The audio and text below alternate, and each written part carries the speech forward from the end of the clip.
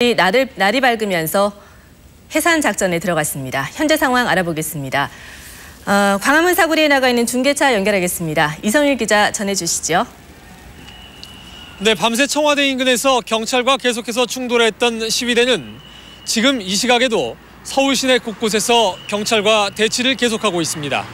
하지만 날이 밝으면서 경찰이 해산 작전에 나서면서 남은 시위대는 모두 광화문 사거리 바깥이나 안국동 부근까지 2km씩 밀려나 있는 상황입니다.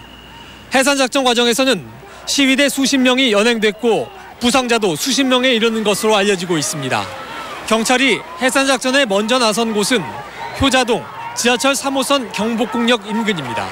오늘 새벽 4시 반쯤 이곳에서 밤샘 시위를 벌이던 시민 시위대 2~3천여 명에 대해 경찰이 물대포를 쏘며 해산 작전에 나섰습니다. 시민들이 밤샘 시위를 이어갔던 또 다른 청와대 인근 지역인 삼청동길 동십자각 근처에서도 6시가 넘자 경찰이 본격적인 해산 작전을 벌이기 시작했습니다. 두 지역에 있던 시위대는 진압 작전에 나선 경찰에 밀리면서 광화문 사거리 남쪽과 안국역 부근 두 갈래로 흩어졌습니다. 이 지역에는 현재 여경이 포함된 경찰 특공대가 투입돼 시위 대형을 유지하던 나머지 시위대를 해산시키기 위한 2차 작전이 계속되고 있습니다. 시위대는 청와대 인근 지역에서는 물러났지만 아직도 4~5천 명 수준을 유지하고 있고 물대포 사용을 하지 말라는 구호와 함께 경찰과 대치를 계속하고 있습니다. MBC 뉴스 이성일입니다. 어젯밤 최대 규모의 촛불 집회가 끝난 뒤 2만여 명의 시민들이 청와대로 향했습니다. 이 과정에서 앞서 전해드린 대로 경찰이 물대포를 처음으로 쏘는 등 격렬한 충돌이 벌어졌고 결국 100명이 넘는 시위대가 연행됐습니다. 박주린 기자가 전해드립니다. 시위대의 머리 위로 경찰이 물대포를 발사합니다. 시위대는 우산을 쓰고 비옷을 입은 채 꼼짝하지 않습니다. 경찰 버스 위로 올라온 시위대와 경찰 사이에 격렬한 몸싸움이 벌어집니다. 어젯밤 촛불 집회를 마친 뒤 청와대 쪽으로 행진하던 2만여 명의 시위대와 경찰 간에 큰 충돌이 벌어졌습니다. 자기네들은 가진 걸로 공격하고 우리는 아무것도 없는데 자기네들 일방적으로 공격하니까 저희는 아무것도 없잖아요. 시민들은 효자동길과 삼청동길, 경복궁 일대에서 청와대로 가는 길목으로 진입을 시도했지만 경찰은 115개 중대 만여 명을 동원해 시위대를 막아섰습니다. 자정 무렵 효자동에서 경찰의 1차 저지선이 뚫렸고 삼청동에서도 시위가 격렬해지자 경찰은 물대포를 발사하기 시작했고 흥분한 시위대도 경찰 버스를 흔들며 저항했습니다. 미국산 쇠고기 사태로 촛불 집회가 시작된 지 한 달 만에 처음으로 경찰이 물대포를 사용한 겁니다. 이 과정에서 물대포를 맞은 20대 여성이 병원으로 후송되는 등 수십 명의 시민이 부상을 입은 것으로 알려졌습니다.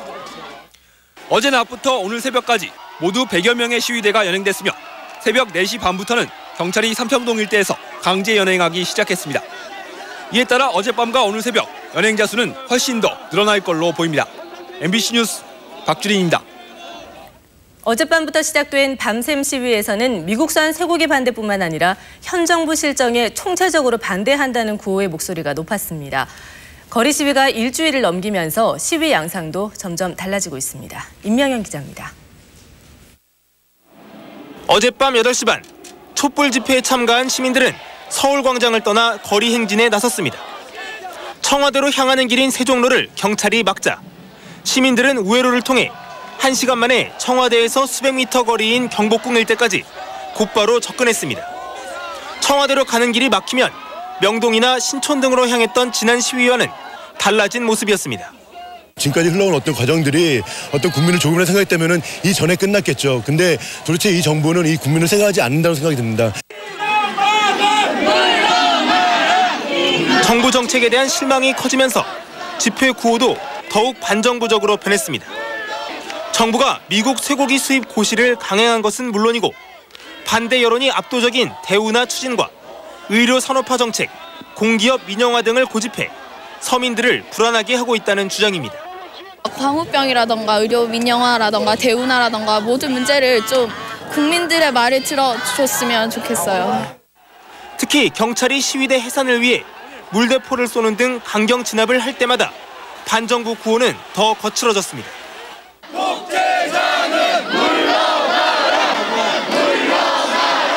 밤사이 집회에는 한총련과 한국대학생연합 등 대학생 단체들도 대거 참여했습니다.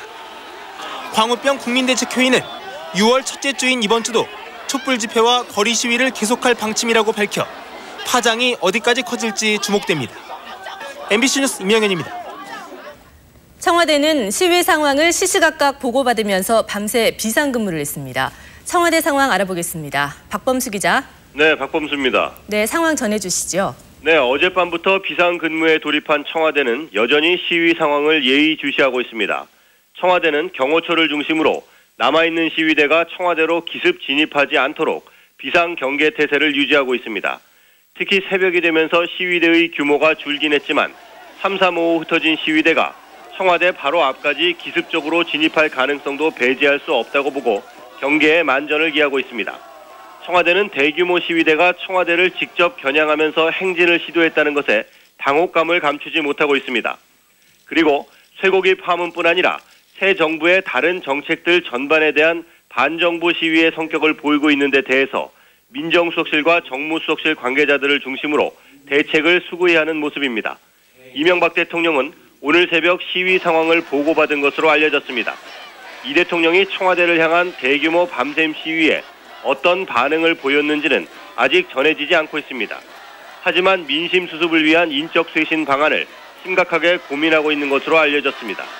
청와대 관계자는 인적 쇄신은 있을 것이라면서 문제는 범위와 시기라고 말했습니다. 여당에서는 인적 쇄신의 대상으로 농수산식품부 장관 등 강요 2~3명과 일부 청와대 비서진을 거론하고 있는 상황이고 이 대통령이 일요일을 지나면서 어떤 결론을 내릴지 주목됩니다. MBC 뉴스 박범수입니다. 광주가 2013년 하계 유니버시티